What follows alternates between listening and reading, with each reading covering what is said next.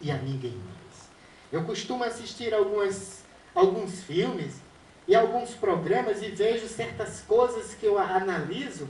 Eu já cheguei a ver em certas cenas de novela, por exemplo. O cara não quer mais a mulher, o que é que ela faz? Ela se ajoelha aos pés daquele homem, como uma forma de humilhação. E o camarada é tão ruim que ainda não quer ela. Está entendendo? Aí eu pergunto, meu irmão, em toda e qualquer situação da vida, devemos se humilhar para os homens ou para Deus? Para Deus e nada mais.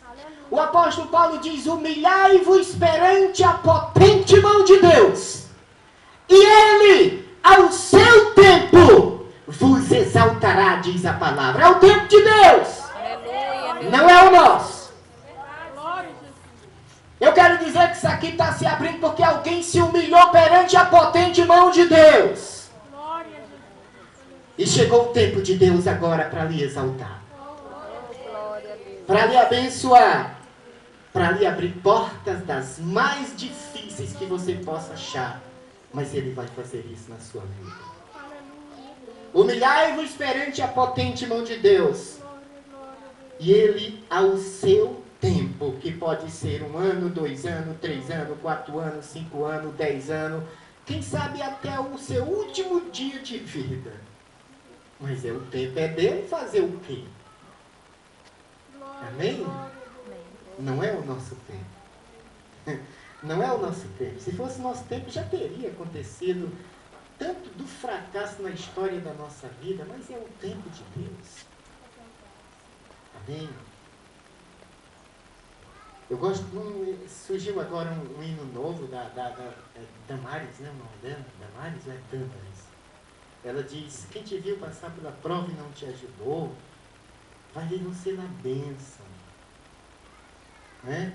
E vai ter que reconhecer que valeu a pena você se humilhar. E essa pessoa que nunca acreditou em você vai, ao mesmo tempo, ser abençoada por sua causa. Ela vai ser abençoada por sua causa, porque ela vai gozar das bênçãos de Deus por sua causa também.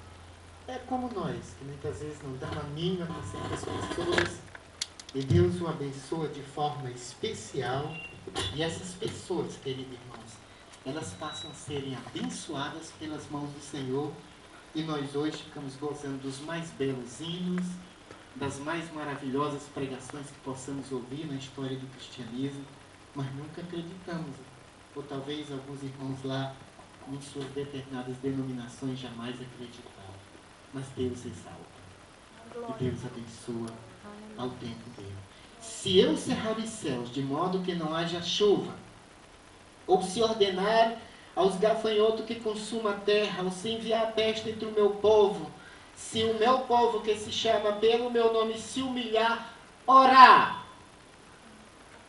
Outra condição que Deus exige para Deus abençoar os cristãos: oração. Orar. Aleluia, Deus. Sem oração e lágrima não há avivamento, igreja. Sem oração, reconhecendo que Deus é Senhor. Mas quando o texto fala de orar, nem sempre o texto está se referindo a estar sempre de joelho na igreja. Nem sempre o texto está se referindo a orar sempre na igreja, porque o contexto de oração que fala a palavra de Deus é em todo o tempo de nossa vida. Paulo diz aos Efésios: orando em todo o tempo no Espírito. Quando Deus fala de oração, Ele não está se referindo a esse tipo de movimento romano da religião pagã que entra num domingo lá na sua oração e fica lá, faz lá o seu ritual, sai e vai fazer o que o diabo gosta lá fora. Não é esse tipo de oração, porque oração no contexto da palavra é diálogo com Deus, conversa com Deus, intimidade com Deus. Oração é isso. Amém, igreja? Amém. Se está no ônibus, está conversando com o teu Deus, porque Ele é teu Pai e você tem intimidade com Ele. se está no trabalho, você está conversando com o teu Deus porque você tem intimidade com Ele, Ele é teu Pai. Se está na igreja, aí é que você se solta, porque aonde prolifera a presença dEle com mais intensidade é na sua igreja. Eu estava lendo alguns textos aqui da oração de Salomão e do tempo que ele construiu. Salomão diz que um pequeno ambiente desse, ou esse templo que ele construiu, que a Bíblia dá toda uma medida e o tamanho especial desse templo, mas Salomão chega a dizer que não pode conter a presença de Deus ali dentro. Porque a presença de Deus se estende nos céus e é muito mais do que o que nós imaginamos na história da vida. Orar é isso. Se você está varrendo a casa, você tem que orar. Mas como é que eu vou orar varrendo? Ora, o Espírito está ligado com Deus, o que está trabalhando é o corpo. Glória a Deus. A Valnice Milhomes, ela diz, ela diz em um dos seus sermões, ela diz que quando ela vai dormir, porque ela diz que o que dorme é o nosso corpo, o nosso espírito não dorme. Ele continua em conexão com Deus. A prova é que Deus, ele falou muito a Salomão através de sonhos quando ele estava dormindo. Então, muitos sonhos é de fato uma revelação de Deus, mas a maioria é meramente humana. Mas se você olhar, Deus falou para Salomão e para outros através de sonhos. Por quê? Porque quando nós dormimos, o que descansa é o corpo. O espírito está sempre atento. E ela fala no livro o seguinte, ela diz que quando eu vou dormir, ela diz, Senhor, ministra a tua palavra no meu espírito. E ela diz que consegue sentir ali revelações de Deus dormindo. É incrível isso. Mas é pessoas que vivem vida de oração. Orar é isso, queridos. É ter intimidade com Deus, é dialogar com Deus.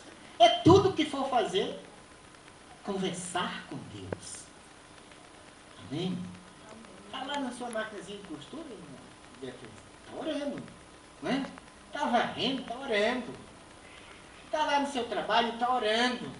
Conhece o testemunho do irmão de oração? Os outros tudo trabalhavam num caldeirão. E o irmão era um irmão de oração. Aí os outros trabalhavam todos na mesma função, num caldeirão de troço quente, você nem dizia o que era, mas era um negócio quente lá, que o caldeirão derramou, aí quando bate no chão, que salpica em todo mundo, o que é que acontece? Os caras todos ficaram esculhambando, espraguejando a vida, espraguejando Deus e o mundo. E o irmão, que era homem de oração, dizia, glória a Deus, meu Senhor, Jesus que dor terrível, meu Pai do céu. A história conta que os que esculhambavam a vida deles mesmos, tudo ficaram cheio de bolha das mais horríveis em sua pele. E o irmão ficou sem nenhuma bolha em sua pele, porque ele tinha conversa com Deus, ele orava. Glória a Deus. Amém? Se o meu povo, que se chama pelo meu nome, se humilhar, orar, buscar a minha face, é a mesma coisa de oração, adoração, é a mesma coisa. E se converter dos seus maus caminhos. Ué, mas nós somos crentes? A gente devia não ter mau caminho, né? Nós não somos crentes. Crente não é para ser tudo santinho, dois santinhos de barco pesado, não é? Não é para ser assim, os crentes na igreja. Mas o Evangelho convida nós a se convertermos dos nossos maus caminhos. Você sabe por quê? Porque em nós há uma natureza que ela é inimiga de Deus. A nossa carne. E é ela que nos conduz a maus caminhos. E é ela que nos leva a fazer coisas que parecem mal aos olhos de Deus. Converter. O que é converter? Converter é o mesmo que arrependimento. E o que é arrependimento? É voltar atrás. É reconhecer que está pesado. É reconhecer que a coisa está feia. Deus, quando estava tudo bem contigo, não estava assim. Não é assim que nós dizemos? Converter-se a isso. Eu estava conversando ontem com o irmão Flávio, ele disse, conversou com o irmão Josias e disse, Josias, vamos voltar porque já está pensando demais, o correia está perto.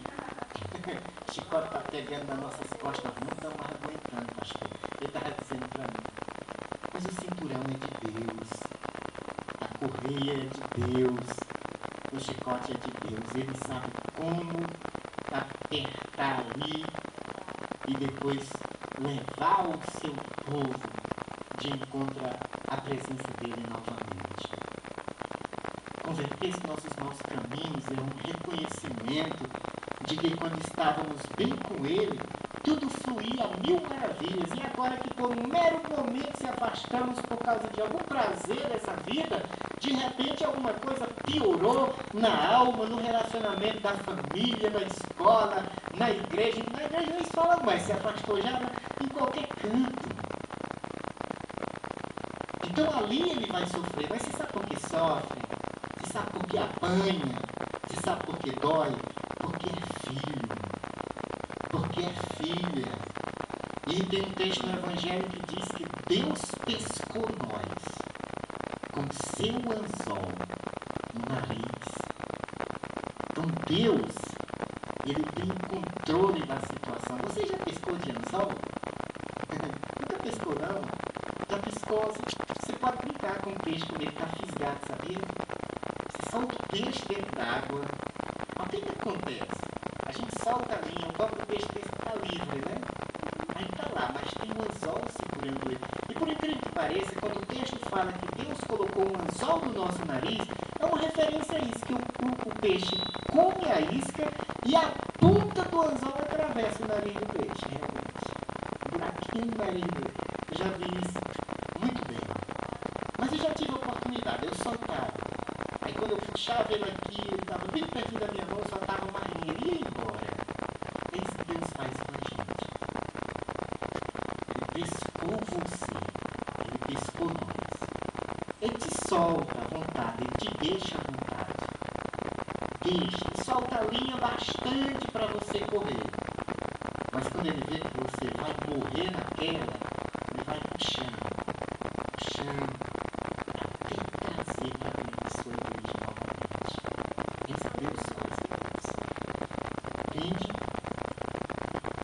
Então, quando tudo isso acontece em nossas vidas, quando nós oramos, se convertendo dos nossos maus caminhos, então Deus ouve dos céus, perdoa os nossos pecados e sara a nossa